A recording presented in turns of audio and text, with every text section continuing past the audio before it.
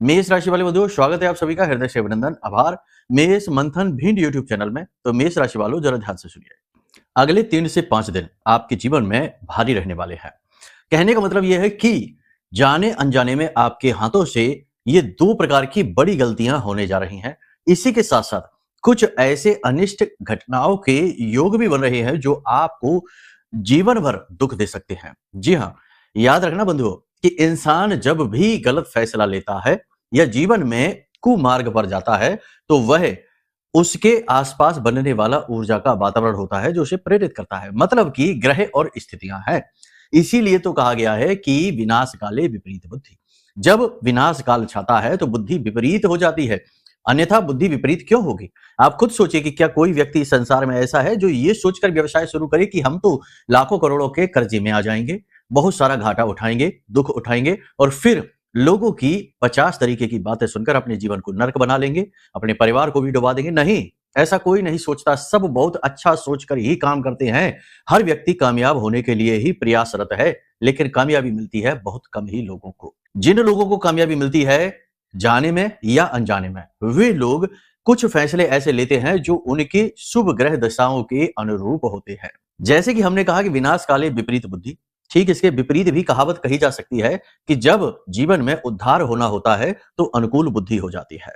तो कहने का मतलब यह है कि जो भी व्यक्ति ग्रहों की दशा दिशा को समझता है, गोचर को समझता है, प्रभाव को समझता है, वो व्यक्ति उन्नति अवश्य करता ही है। अब यह जो समय काल है 3 से 5 दिनों का, इसकी बात करते हैं। तो इस समय और काल में कुछ ग्रह बेहद प्रतिकूल हैं और जो प्रतिकूल ग्रह हैं वे इतने शक्तिशाली हैं कि वे आपको अंदर से झकझोर सकते हैं। आपके अंदर अंतर मन तक उनका प्रभाव रहता है। जैसे कि चंद्रमा की बात करते हैं। चंद्रमा क्या है? चंद्रमा आपका मन है और इंसान अपने जीवन भर मन के अनुसार ही तो जीता है। देखो, मन के अनुसार जीवन चल रहा है। कोई काम कर रहा है, क्यों कर रहे हैं? मन कर रहा है इसलिए कर रहे हैं। मन नहीं लग रहा है तो क्यों कर रहे हैं? क्योंकि मजबूरी में कर रहे हैं। लेकिन है मन यहां पर भी प्रभावी। कहने का मतलब यह है कि मन के हारे हार, मन के जीते जीत। ये तुलसीदास बाबा ने इसीलिए तो लिखा, क्योंकि जीत और हार सब कुछ मन पर निर्भर है। और मन जिस इंसान का मलिन हो गया, दूषित हो गया, खराब हो गया, पाप ग्रह से ग्रसित हो गया, वह इंसान किसी भी हालत में कभी भी जीत नहीं सकता। वह एक हारा इंसान बनेगा। और चंद्रमा इस समय बुरी तरीके से प्रभावित हो रहा है। कैसे हो रहा है? ध्यान से सुनिए। अष्टम राशि में चंद्रमा गोचर कर रहे हैं और अष्टम राशि में गोचर करते ही चंद्रमा नीच के हो जाते हैं, मारक हो जाते हैं, सो अलग। अब चंद्रमा तो वैसे ही बहुत ही नाजुक, बहुत ही भावुक स्त्री ग्रह है, भावना प्रधान है, और उसमें भी यदि नीचता आ जाए, उसमें भी यदि मारक गुण आ जाए, तो इंसान अपना शत्रु स्वयं बन बैठता है। किसी और को उसे कुछ करने की आवश्यकता ही नहीं है। वह अपने ही कर्मों से, अपने ही फैसलों से, अपनी ही सोच, अपनी बुद्धि विवेक से ऐसे कार्य करता है, ऐसी विचारधारा को अपना लेता है कि अपने लिए स्वयं ही गड्ढा खोदता है और उसी गड्ढे में गिर जाता है और ऊपर से मिट्टी भी डाल लेता है। जी हाँ, बशर्ते कि उसे मार्गदर्शन मिल जाए। अगर मार्गदर्शन मिल गया, मार्गदर्शन नहीं मिला तो फिर तो बर्बाद होना तय है। आपके जीवन में 3 अनिष्टकारी घटनाएं तय हैं। 2 बड़ी गलतियां आप करने वाले हैं अगले 3 से 5 दिनों में, ये तय है। लेकिन यहीं पर सबसे महत्वपूर्ण भूमिका प्रारंभ होती है गुरु की। इसीलिए आपने देखा होगा प्राचीन काल से ही हमारी गुरु शिष्य परंपरा इतनी शक्तिशाली रही है कि जो भी व्यक्ति कोई भी महत्वपूर्ण कार्य करने जाता है, गुरुओं के संपर्क में अवश्य जाता है। गुरु के पास ज्ञान होता है, मार्गदर्शन होता है, ग्रहों का अनुभव होता है, ऊर्जाओं को समझने का गुण होता है, क्योंकि गुरु आध्यात्मिक होते हैं और यहीं से शुरू होती है जीवन को बदलने की क्रिया। तो आप देखें कि प्राचीन काल में, अब आज के समय में क्या हो रहा है कि एक पीढ़ी में व्यापार बहुत अच्छा किया और दूसरी पीढ़ी ने उसे बर्बाद कर दिया। बहुत से बहुत 2 पीढ़ियां, 3 पीढ़ियां कोई व्यापार चलता है, कोई उन्नति चलती है और उसके बाद तबाह हो जाती है। लेकिन प्राचीन काल में आप देखिए कि राजा 10-10 पीढ़ियों तक राजा ही रहते थे। उनके बालक, उनके बालक, उनके बालक। जब कोई मतिहीन राज सिंहासन पर बैठता था तब राज्य उजड़ता था। क्यों? क्योंकि फिर वही बात कि ग्रहों को न समझना, ऊर्जाओं को न समझना, गुरुओं का सम्मान न करना। तो कहने का मतलब यह है कि आपको आज जो इस कार्यक्रम में देखने, सुनने, जानने को मिल रहा है, इसे गहराई से समझना है। यह आपके लिए बिल्कुल गुरु का दिया हुआ ज्ञान है, महामाई का आशीर्वाद है और आने वाले समय का, यानी कि अगले 3 से 5 दिन, और हम तो कहेंगे कि आने वाले पूरे जीवन का रोड मैप है। क्योंकि गलती तो आपने की, एक फैसला लेकर, कोई गलत फैसला जैसे मान लो ले ही लिया, गलत व्यक्ति के साथ पार्टनरशिप कर ही ली और वह व्यक्ति फ्रॉड निकला और धोखा देकर भाग गया, लाखों करोड़ों का कर्जा आपके सिर माथे आ गया। अब आप चुकाइए, आपका जीवन बर्बाद हो गया। तो कहने का मतलब ये है कि गलती तो आपने 1 दिन के अंदर कर दी, 1 मिनट के अंदर कर दी, लेकिन उसकी कीमत जीवन भर चुका रही है। तो ये जो कार्यक्रम हम आपके लिए लेकर आए हैं, पूरी गणितीय आकलन के आधार पर लेकर आए हैं, माई के आशीर्वाद अनुभूति के आधार पर लेकर आए हैं। ये कार्यक्रम आपके लिए ऐसी महान विषम गलतियों से भी बचाने का कार्य करेगा। तो जीवन भर की सुरक्षा का वादा करता है ये कार्यक्रम, ठीक है? तो उम्मीद करते हैं सारी बातें आप समझ रहे हैं। कार्यक्रम के बीच-बीच में हम आपको अनुकूल करने की विधि, क्या अनुकूल करने की? आपका ऊर्जा का क्षेत्र, आपका समय और ग्रहों की नेगेटिव स्थिति है उसे पॉजिटिव करना। इन्हें अनुकूल करने के विशेष सूत्र भी देते चलेंगे, वो भी आप समझते चलना, कुछ सावधानियां रहेंगी उन्हें भी समझते चलना।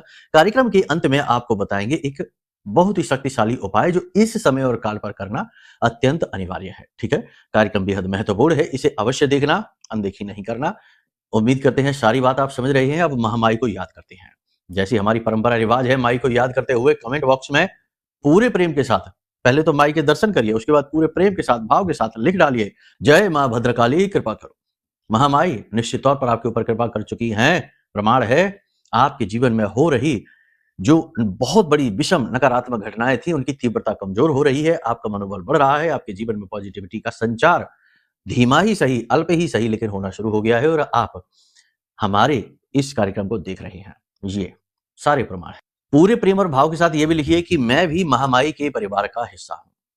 अब फिर से सूचना देने का समय आ गया है कि यदि आपको मां भगवती अष्टलक्ष्मी का वरदान आशीर्वाद चाहिए तो हमने पूरे प्रेम और भाव के साथ, क्रिया अभी चल रही है, पूर्ण नहीं हो पाई है, माई के श्री यंत्र को जागृत करने की क्रिया चल रही है। कुछ विशेष लिमिटेड संख्या में ही श्री यंत्र जागृत किए जा रहे हैं। यदि आपको चाहिए तो शिवरात्रि के बाद से आप ये श्री यंत्र प्राप्त करना शुरू कर सकते हैं, बुकिंग अभी से कर सकते हैं। देखो ये सारी चीजें बताना जरूरी है, नहीं बाद में फिर आप कहेंगे कि गुरुजी आप तो कह रहे थे कि मिल जाएंगे, अब आप कह रहे हैं कि नहीं मिलेंगे। तो पहले से ही सारी बात आपको बता देते हैं, ठीक है? तो ये आप अभी से अपना बुक कर लो, बाद में शिवरात्रि के बाद जब मिलने शुरू होंगे तो आप मंगवा लेना, आपके घर पहुंच जाएगा। पूरे विधि विधान के साथ, नियम संयम के साथ और पूरी ऊर्जा को संग्रहित करने के बाद यह यंत्र आपके पास पहुंचेगा और आपको भी पूरी तरीके से गाइड किया जाएगा स्टेप बाय स्टेप कि कैसे इसे स्थापित करना, कैसे इसे अपने घर में एक्टिवेट करना और कैसे प्रतिदिन इसकी ऊर्जा को और बढ़ाते जाना और बढ़ाते जाना। जी हाँ, यंत्र एक मशीन होता है, इसीलिए तो उसका नाम यंत्र है। और श्री यंत्र यानी कि माता लक्ष्मी की ऊर्जा को एकत्रित करके घनीभूत करने वाला यंत्र, ठीक है? तो यह बहुत लाभकारी है, इसे आप देख सकते हैं, मंगवा सकते हैं और अधिक जानने के लिए वीडियो में नंबर है, इन पे फोन करिए, सारी जानकारी आपको मिलेगी, ठीक है? तो चलिए अब अपने मूल विषय को प्रारंभ करते हैं। बात करते हैं 5 सटीक भविष्यवाणियों की। जय माई की। बंधुओं, ज्योतिष और तंत्र विद्या के क्षेत्र में आचार्य अमित एक जाना माना नाम है। पूज्य गुरुदेव के साधनाओं और ज्योतिष विद्या के अनुभव बेहद दिव्य है। जी हाँ, पूज्य गुरुदेव ने जिसकी भी कुंडली का विश्लेषण किया और कुंडली के अनुसार उसे सटीक उपाय व महामाई माँ बगलामुखी की विशेष कृपा दी, उसके जीवन में सकारात्मक बदलाव तो आ ही है। फिर चाहे समस्या कितनी ही कठिन क्यों ना हो, समाधान तो अवश्य हुआ है। अब ऐसे में यदि आप भी अपने जीवन की किसी बड़ी समस्या से जूझ रहे हैं, जैसे कि कर्जा बढ़ता ही जा रहा है, काम धंधा और व्यापार सब रुक चुका है, रिश्ते नातों में तनाव हद से ज्यादा बढ़ गया है, पूरा जीवन ही नकारात्मकताओं से भर गया है, तो ऐसे में यही सही समय है जब आप श्रेष्ठ गुरु से मार्गदर्शन प्राप्त करें और जीवन के अंधकार को समाप्त कर दिव्य प्रकाश की ओर कदम बढ़ाएं। वीडियो में दिए गए नंबरों पर तुरंत संपर्क करिए और अपनी कुंडली का विश्लेषण व समाधान पूज्य गुरुदेव के द्वारा करवा लीजिए। देर ना करें, आपके देवी देवताओं के आशीर्वाद से ये मौका खुद चलकर आपके पास आया है, इसे गंवाना नहीं है। अभी फोन करें और गुरुदेव से मार्गदर्शन प्राप्त करें। महामाई आपका कल्याण करें। धन्यवाद। तो देखो, चंद्रमा की चल रही विपरीत चाल, मंगल का हो जाना बद और बुध शुक्र का हो जाना साथ राहु के, ये बहुत ही शक्तिशाली प्रबल योग हैं। ये एक तरफ तो आपको बहुत एनर्जी, बहुत बूस्ट दे सकते हैं, किसी बड़े व्यापार की शुरुआत कर सकते हैं, बड़ी योजना की शुरुआत कर सकते हैं, बड़े से बड़े विवादों को सुलझा सकते हैं, बहुत ही सकारात्मक ऊर्जा आपके अंदर भर सकते हैं। लेकिन यदि कुंडली में आपके चंद्रमा खराब हुआ इस समय पर, जैसे जन्मपत्री में खराब हुआ, तो इस समय पर यह स्थिति थोड़ी सी मंद विपरीत हो जाएगी। इस समय और काल पर आप दूसरों की मदद करने के चक्कर में अपना नुकसान करवा बैठेंगे। ये बहुत बड़ी बात है। ये इमोशन से खेलने वाली बात हो गई कि कोई व्यक्ति आपके पास आएगा, आपकी भावनाओं से खेलेगा, आपके सामने मगरमच्छ के आंसू बहाएगा, दुखड़े कहेगा और आप पिघल जाएंगे और उसकी मदद करने पर ध्यान चला जाएगा। अपना धन, अपना बल, अपनी ऊर्जा वहां आप प्रसारित कर देंगे और आप खाली हो जाएंगे। तो ऐसा नहीं करना। क्या कि मदद करना एक सीमित कार्य है। मदद करना काम प्रकृति का है, भगवान का है। आप केवल एक लिमिटेड दायरे में रहकर ही ये कार्य करिए, ठीक है? अपने आप को परेशान करके दूसरों को मदद करना कोई बड़ी बात नहीं है, ये तो मूर्खता की श्रेणी में चला जाता है। आय बढ़ाने के लिए आप प्रयास करेंगे, आय इनकम को बढ़ाने के लिए कोई साइड इनकम शुरू कर सकते हैं, कहीं इन्वेस्टमेंट कर सकते हैं, लेकिन थोड़ा-सा इसमें अलर्ट रहने की आवश्यकता है, जागरूकता का संदेश देते हैं।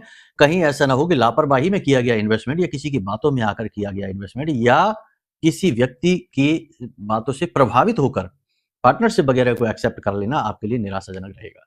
अब यहाँ पर सबसे बड़ी बात ये है कि किसी भी व्यक्ति को उधार आप नहीं देना। हम पिछले कार्यक्रमों में भी ये कहते चले आ रहे हैं, क्योंकि समय तो प्रभाव डालता ही डालता है। अभी इस समय और काल पर जो स्थितियां हैं वो तो प्रभाव डालेंगी ही डालेंगी। तो किसी भी व्यक्ति को उधार धन नहीं देना है और किसी भी व्यक्ति के लिए जरूरत से ज्यादा प्रयास नहीं करना है। कोई भी व्यक्ति आपसे प्रसन्न है, नाराज है, ये उसकी अपनी स्वेच्छा है। जरूरत से ज्यादा किसी को खुश करने के लिए प्रयास न करना, वरना आपका धन चला जाएगा, आपका मन है वो खराब हो जाएगा। लोग आपकी अच्छाई का फायदा उठाने की यहाँ पर कोशिश करेंगे। आप जितना झुकेंगे, लोग उतना ही ज्यादा आपको झुकाने की कोशिश करेंगे। एक तरफ जहां अचानक से आपके ऊपर खर्चा आ सकता है, अचानक से पैसा आपके हाथों से फिसल सकता है, वहीं दूसरी ओर आपकी आय आमदनी भी बढ़ सकती है, पैसा आपके जीवन में आएगा। ये दोनों विरोधाभासी बातें हैं, लेकिन होंगी आपके जीवन में जरूर। यानी पैसा आएगा भी और पैसा अचानक से फिसलेगा भी। लेकिन फिजूल खर्ची हो सकती है, ये संभावना भी है। तो पैसा भावनाओं में बहकर किसी को ना दे, भावुक होकर दिखावेबाजी के चक्कर में किसी को भी अपना पैसा ना दे, ना पैसा खर्च करें, ठीक है ना? अपने व्यवहार को आप जितना हो सके उतना पॉजिटिव रखें, वाणी को जितना हो सके आप नियंत्रित रखें। लोग आपको उकसाने वाली बातें करेंगे। लोगों से संपर्क कम से कम रखें, काम का व्यवहार का संपर्क रखें। जरूरत से ज्यादा घुलने मिलने की कोशिश करेंगे, दुखी होकर ही वापस आएंगे। लोग आपकी कमजोर नस जानते हैं, वो उसी को दबाएंगे। एक बात यहाँ पर हम आपको बता दें कि आप जिस प्रकार से लोगों से बात करते हैं, जिस प्रकार से आप अपने पक्ष को रखते हैं और जिन तथ्यों के आधार पर आप बोलते हैं, उस तरह लोग नहीं रहते। लोगों को गप्पे हाँकने में आनंद आता है, इधर-उधर की बातें करने में आनंद आता है, 50 तरीके की फालतू बातें और फालतू में अपने समय को बर्बाद करने में लोगों को आनंद आता है। लेकिन आपकी विचारधारा थोड़ी-सी अलग है। आप थोड़ा समय का प्रयोग करने पर ध्यान देते हैं, फालतू चीज़ों पर ध्यान कम देते हैं और अपनी बातों को बड़ी मजबूती के साथ रखते हैं। तथ्यों के साथ, प्रूफ के साथ, प्रमाणों के साथ। इसीलिए आपका अपमान होता है। इसीलिए लोग आपको इग्नोर कर देते हैं। इसीलिए आप समाज में थोड़ा-सा अकेलापन महसूस करते हैं, कट जाते हैं। किसी बात को लेकर, किसी पुरानी बात को लेकर, पुरानी सोच विचार को लेकर आपके मन में दुःख उत्पन्न हो सकता है।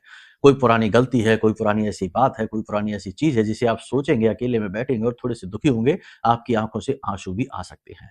हो सकता है कि जीवन के लगातार चल रहे संघर्ष और स्ट्रगल और अपने आप को कमज़ोर और मायूस महसूस करने का ये जो भाव है, यह आपको इतना दुखी करेगा कि आपकी आँखों से आँसू झलकेंगे।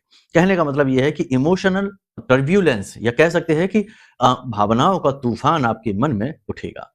इसे सँभालना होगा, वरना आप तनाव में चले जाएँगे।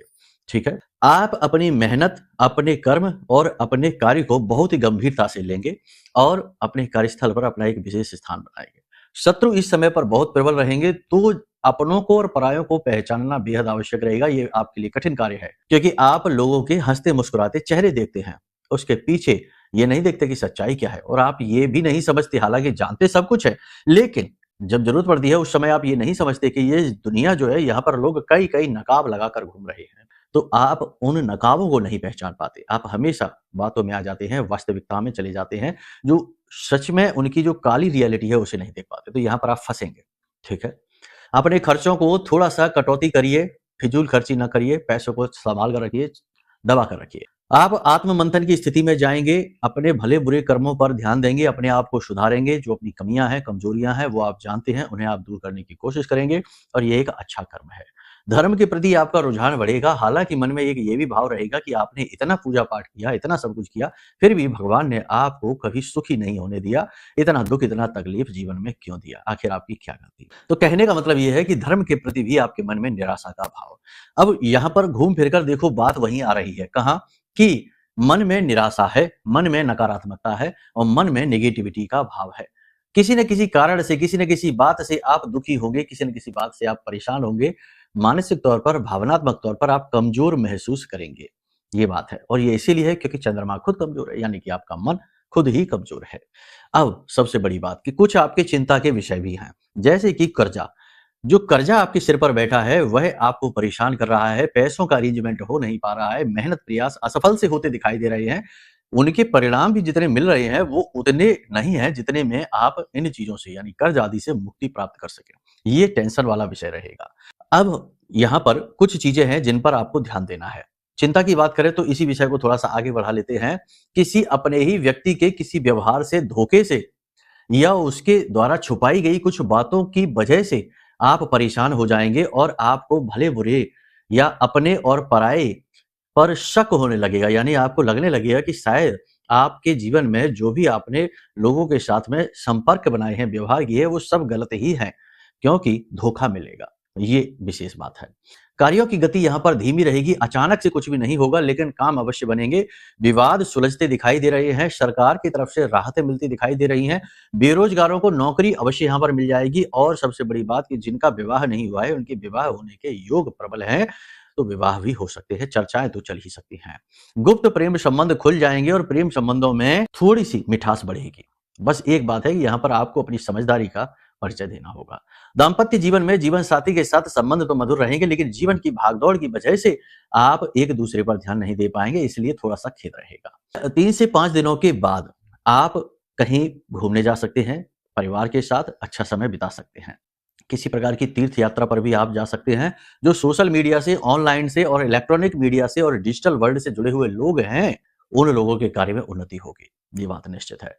सोशल मीडिया पर अपनी पर्सनल तस्वीरों को अपलोड ना करें, अपनी चीज़ों को दिखावा ना करें, चीज़ों को गुप्त रखें, अपनी हँसी-खुशी के पलों को दिखाएँ नहीं। यहाँ पर ये चीज़ नेगेटिव रहेगी। काले और नीले रंगों से दूरी बनाएँ। इलेक्ट्रॉनिक सामान किसी से उपहार में ना लें। यदि आपको कोई उपहार देता है या गिफ्ट देता है या कोई घड़ी दे दिया, मोबाइल दे दिया, कुछ भी, तो उस व्यक्ति को शगुन के 10-20 रुपए थोड़े बहुत ही सही दे ज़रूर देना वापस। शगुन के पैसे देना का जो रिवाज है वो इसीलिए है ताकि चीज़ों का मूल्य चुकता हो जाए और आप उपहार में मिलने वाले इस दोष से मुक्त हो जाए। तो यही होशियारी आपको करनी है।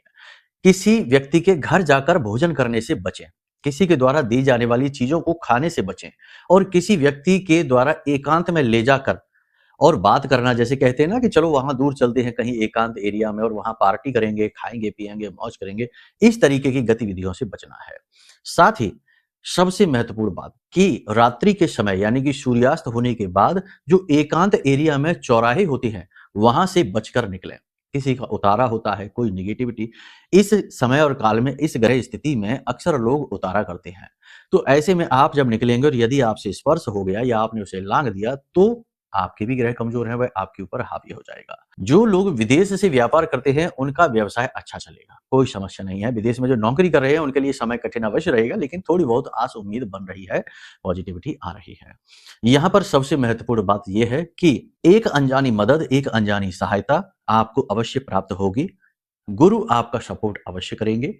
कहीं न कहीं देखा जाए तो स्थिति ये है कि गुरु यहाँ पर अति प्रबल हैं, अतिचारी हैं और बहुत ही ऊर्जा के साथ आपको सपोर्ट करने में लगे हुए हैं, तो आपको टेंशन ज़्यादा लेनी नहीं है, बस अपने बुद्धि विवेक को जागृत रखना है, योग प्राणायाम आदि से जुड़े रहना है, प्रतिदिन ध्यान अवश्य करना, मेडिटेशन अवश्य करना और हो सके तो मंदिर प्रतिदिन जाना है और दान पात्र में 10-5 रुपए अवश्य डालना है। घर में जो नल हैं, उनमें पानी न टपके ऐसी व्यवस्था बना देनी है, टूटे नल, टोंटी आदि बदल देना है। साथ ही साथ माता का आशीर्वाद लेकर ही घर से बाहर निकलना है। इन चीज़ों का आप ध्यान रखिए। छोटे बच्चों को खट्टी-मीठी गोलियाँ खाने के लिए अवश्य दे दें उपहार स्वरूप और हो सके तो मिट्टी की जो गुल्लक होती है, उसे हरे रंग से रंगने के बाद या हरे रंग की कोई गुल्लक आपको मिल जाए, वो छोटे बच्चों को या किसी बच्चे को उपहार स्वरूप दे दें, उसमें कुछ सिक्के डालकर दे दें। आपका काम बन जाएगा।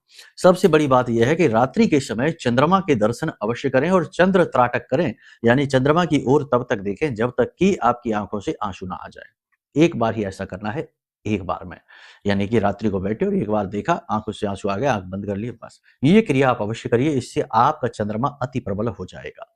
लेकिन सबसे महत्वपूर्ण बात कि जब तक आप नेगेटिव रहेंगे, आप परेशान रहेंगे, हर चीज़ को हल्के में लेंगे और चीज़ों की गंभीरता को नहीं समझेंगे, चंद्रमा के किए गए उपाय असफल हो जाएँगे।